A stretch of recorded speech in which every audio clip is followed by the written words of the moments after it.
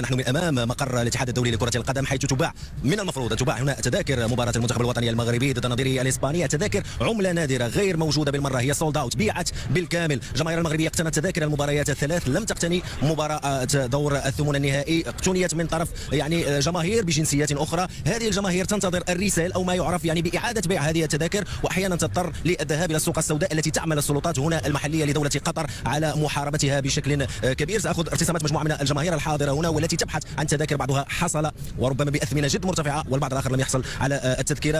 يعني حصلتي بعد التذكرة؟ لا مازال السلام عليكم، مازال ما حصلناش على التذكرة. جينا نهار الأربعاء حنا ب 10 الناس بينا، شريناهم يعني مارشي نوار، خدينا تقريبا يعني البي وحده ب 10000 درهم، ودابا فاش الماتش كنقلبوا على الماتش ديال المغرب مع الصبليون، ما كاينش. نعم. ما كاينش والو. ايضا معي بعض واحد اخر من الجماهير المغربيه الحاضر هنا من اجل البحث عن تذكره مباراه المنتخب المغربي الاسباني. شنو الصعوبات اللي لقيتوا في اقتناء التذكره؟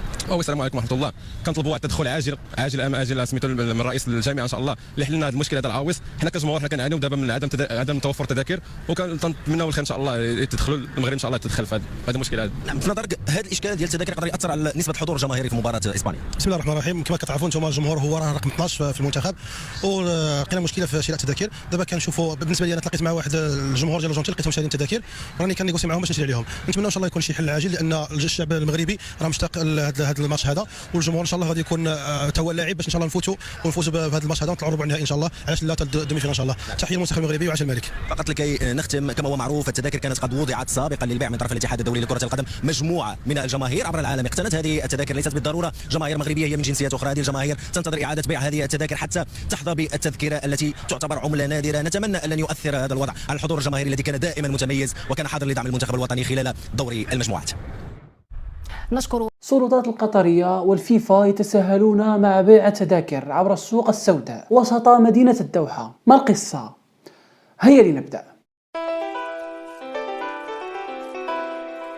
شيء ما يطبخ في كواليس المونديال، حالة إحباط كبير بين جماهير المغرب بسبب تذاكر مباراة إسبانيا والمنتخب المغربي. هناك اتهامات للفيفا بمجاملة الإسبان على حساب المغاربة. هناك أيضا تساهل كبير في قطر مع تجار السوق السوداء، جلهم من الجنسيات الآسيوية التي تنشط في الدوحة علنا وتمتلك مواقع للبيع. حتى 5000 تذكرة التي فاوضت عليها الجامعة الملكية المغربية لكرة القدم لم تطرح للمغاربة وحدهم، بل لكل العالم. من سابع المستحيلات شراء التذاكر اليوم في موقع الفيفا. تذاكر موجودة فقط في السوق السوداء وبأسعار خيالية جدا. لم تكن هناك مشاكل في تذاكر ولوج الملاعب خلال مباريات المجموعات لا في مباريات الدور الثاني الأخرى. لماذا مباراة المغرب وإسبانيا وحدها بالضبط؟ حتى الآن 80% من المغاربة الواصلين إلى قطر يتمكنوا من شراء تذاكر المباراة، فلهذا لا بد من الجامعة الملكية المغربية أن تضغط على الفيفا، تضع تحت تصرفها تذاكر